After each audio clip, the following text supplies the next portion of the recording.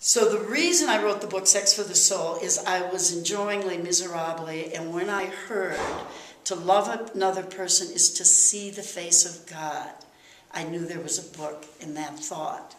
And what it is that in a truly loving, caring, intimate relationship, which seems to be rare at times these days, we really become one with the divine and closer to our God. That's beautiful. So, from one to his own one of those relationships. Yeah. And now I have another question. How many of you think that sex is overrated? Depends if what you're talking Interesting. about. Okay. Nobody here on So we have men and women with hands up. I didn't know if it was going to be a gender thing, but I was just curious. Wait. If you're talking about I did not have sex with that woman, like that kind of sex, Yeah. well then it's overrated. But if you're talking about sex, in terms of intimacy, then it's different. And that is exactly what Sex for the Soul is all about. The fact is, there is no such thing as casual sex. And you know what, I'm single, and sometimes I do the Match.com thing, and it's very interesting. I give the gentleman, if they buy me dinner, I feel like I want to do something in return. I give them a copy of Sex for the Soul, and if I never see them again, it's almost like the book is a screening process. Isn't it? It's a screening process.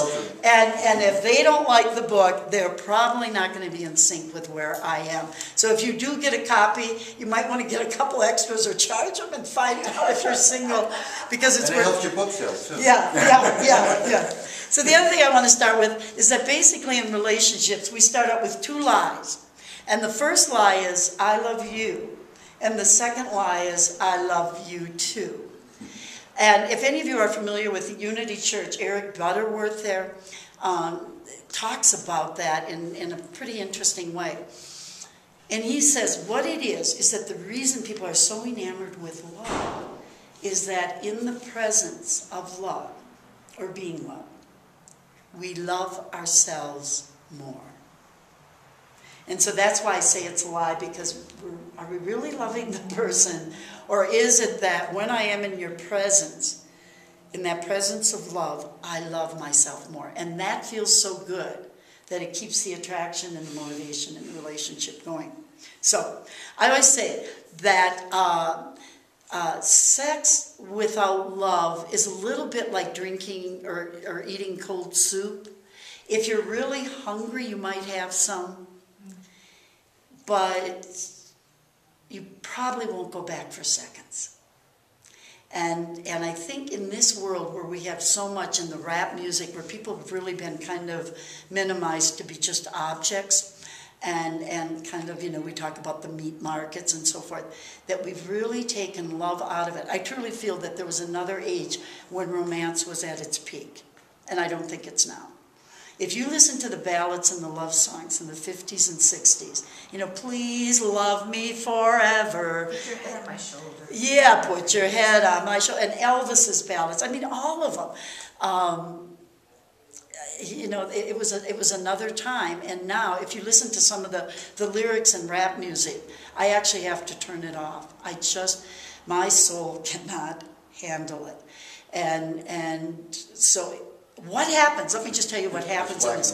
Yeah, it is. What has really happened is that because we have taken love out of relationships, and at a very early age, where children are very sexually active before they even have any clue of what's going on or what they're doing, is that we're creating a world of alienation and loneliness, because it's almost like we're looking for love in all the wrong places. Exactly. And so we go from one relationship to another, because what people are really seeking is love and affiliation and caring, and just some of those basic needs. So when I said, is sex overrated? It may be, because what people are really looking for is that level of intimacy and sharing and caring. And it's really a return to the womb.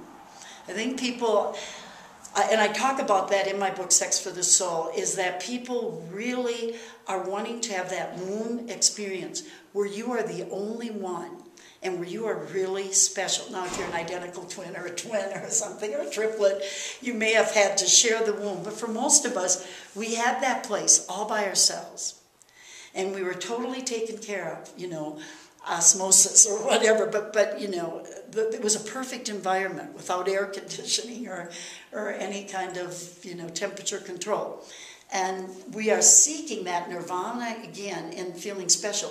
People don't feel really special when they're married to someone like Arnold Schwarzenegger and they find out later that somebody who you thought was maybe your best friend as well as your housekeeper also has betrayed you. It was a double betrayal.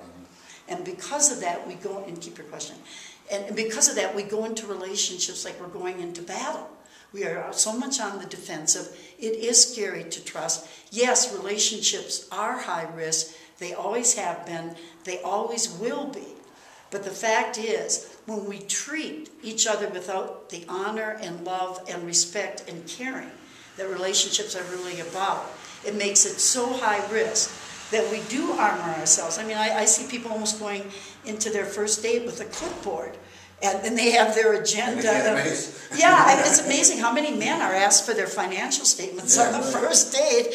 I think, you know, if that's what I were looking for and I were a gold digger, I don't know if I'd be quite that upfront about it. I think if somebody asked me that one, I'd be like, okay, check please. Yeah, yes, and give it to her. Or give it to him, because a lot of the men are gold diggers these days too. I can tell you a whole nother story. But the point I want to make here is that we have created a world of alienation. And so what happens is the more lonely we feel when we think we're in kind of this pseudo relationship, that we're expecting love and we don't get it, our heart cries even harder. Our stomachs get more hungry. And so we're out there seeking, and the less we get, the more lonely and alienated we become. And it's just a vicious cycle. There's nothing worse than being alone together. Yeah, exactly, exactly. Misery loves company. Yeah, misery loves company. Did you have a question? I forgot what it was. Oh, okay, maybe I answered it along the way.